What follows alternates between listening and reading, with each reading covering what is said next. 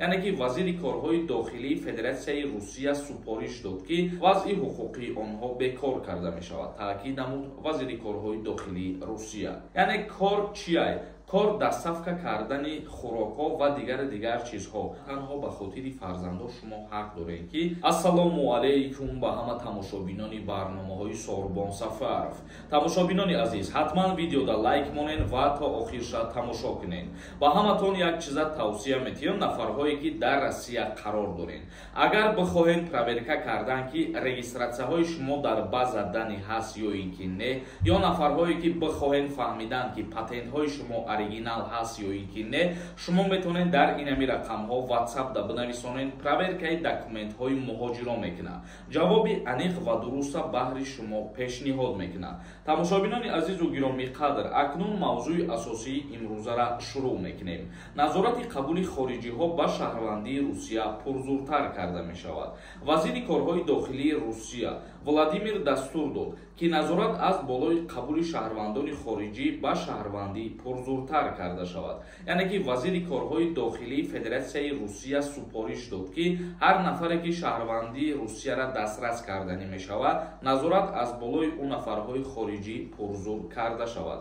ин нуқтаро вазири корҳои дохилӣ зимни муаррифии роҳбарони сохторҳои ин ниҳод дар Чеченистон ва вилояти Оренбург баён доштааст. назорат ҳангоми қабули шаҳрвандони хориҷӣ ба шаҳрвандии Русия, инчунин ҳангоми додани санади иқомати муваққатӣ ва иҷозатномаи будубош дар робита ба тағйири маълумоти аввалия ва мавҷудияти маъмурияти вуруд ба кишвар бояд пурзур карда шавад, гуфт вазир. ба гуфтаи вазир, барои муайян кардани шахсоне ки аз сабти изи ангуш ва аксбардорӣ саркашӣ мекунанд, чораҳои иловагӣ бояд андешида шавад. яъне ки нафарҳое ки ҳуҷҷат пешниҳод мекунанд ва сабти изи ангушт ва аксбардорӣ намекунанд, нисбати ин шаҳрвандони хориҷӣ чораҳои қонунии иловагӣ андешида шавад, чунки айни ҳол супоридани отпечатки пальца ва гирифтани сурат ҳатмӣ шудагиаст. афроде ки ба амнияти ҷамъиятӣ таҳдид мекунанд, қатъиян аз қаламрави кишвар хориҷ карда шуда, вазъи ҳуқуқи онҳо бекор карда мешавад, таъкид намуд вазири корҳои дохилии Русия. гуфта мешавад ки дар Федератсияи Русия рӯзи 26 октябр қонун дар бораи шаҳрвандии Русия эътибор пайдо кард. он ба татбиқи мунтазами консепсияи сиёсати давлатии муҳоҷират барои солҳои 2019 ва 2025 нигаронида шуд. принсипҳои асосии шаҳрвандии Русияро муайян мекунад. чӣ хеле ки худтон медонед, 26 октябрда тағйирот ва иловаҳо оиди дастрас намудани шаҳрвандии Русия ворид гардидагӣ буд ва мо дар ин мавзӯъ аллакай як ҳафта пеш тақрибан видео карда будем ва тағйиротҳои нав ба шумо фаҳм монда будем. ва махсус баъди ана ҳамин тағйироту иловаҳо қонуне ки ба имзо расид, хостанд ки гирифтани шаҳрвандии Русия барои шаҳрвандони хориҷӣ пурзуртар карда шавад. оиди документатсия пешниҳод кардан назорат бениҳоят бояд пурзуртар карда шавад.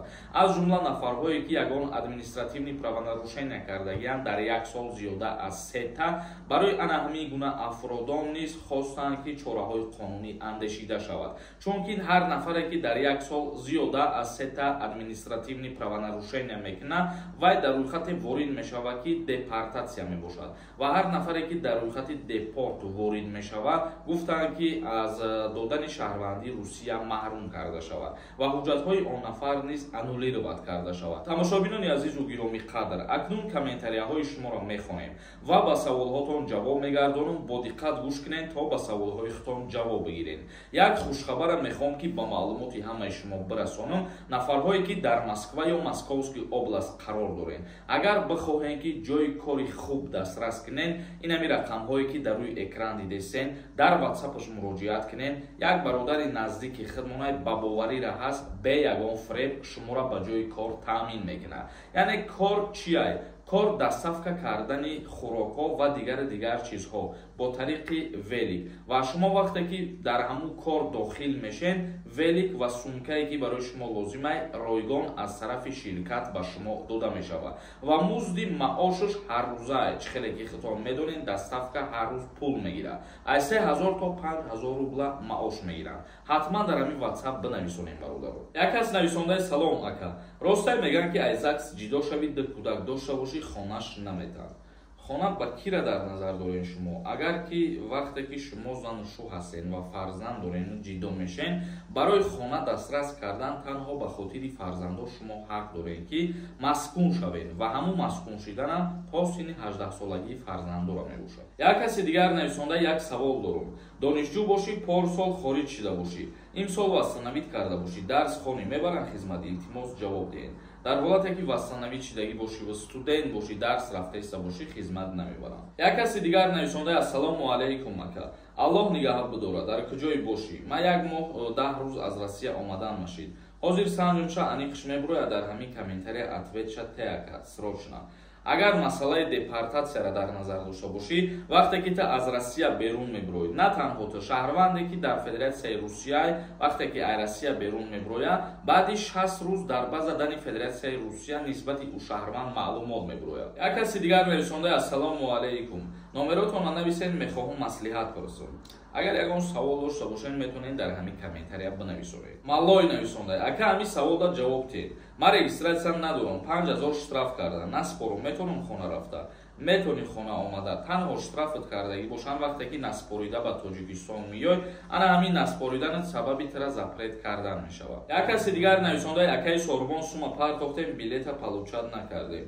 Билети конкурса дар назар дорӣ бародари азиз, мо дина буд ё ки паре рӯз буд гуфта будем ки билетҳои конкурс тамом шудагиай, каседа ки билет рафтагӣ нестед, 10 ё 15 нафарай сабр кунен, айбозии оянда ба шумо билет рӯй мекунем. ҷоха нависонда, акаи Сорбон заочни бихони хизмат мебаранд. бале, нафарҳое ки шӯъбаи ғоибона мехонанд ба хизмат бурда мешаванд ва 2 сол хизмат мекунанд. Як каси дигар нависонда ассалому алайкум ака, ҳамин 2 фарзандора хизмат мебаранд. Нафарҳое ки 2 фарзанд доранд аз даъваткунӣ ба хизмат озод ҳастанд. Як каси дигар нависонда акаи Сорбон ассалому алайкум. Ҳамин масъалаи ведварения ягон вариант ҳастае барои гӯй кардан.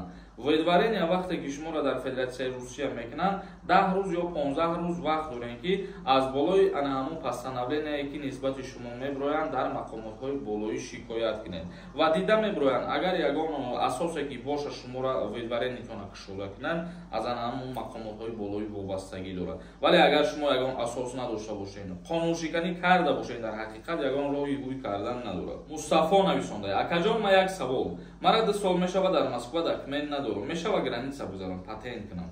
Мешава дар ҳолате ки агар дар граница гузаштан айта ҳуҷҷат бипурсанд, вале ана ҳамиш як мушкилие ки ту пешниҳод карда наметавонӣ ва запретед мекунад. Як каси дигар нависонда ассалому алайкум ака, ман сардори оила. Мара хизмат мебаранд ё ки не? Ман 3 писар, пешакӣ раҳмат. Сардори оила ҳар нафаре ки ба қайд гирифта шидагӣ ҳастай, аз даъваткунӣ ба хизмати ҳарбӣ озод ҳастай.